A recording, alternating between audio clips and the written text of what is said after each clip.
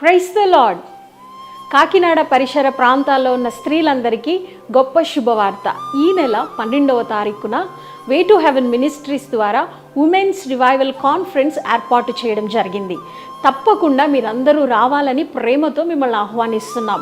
అందరూ తరలిరండి. ఆ దినం మనందరం కలిసి దేవుణ్ణి ఆరాధన చేద్దాం. అంతేకాదు దేవుని బోధ విందాం.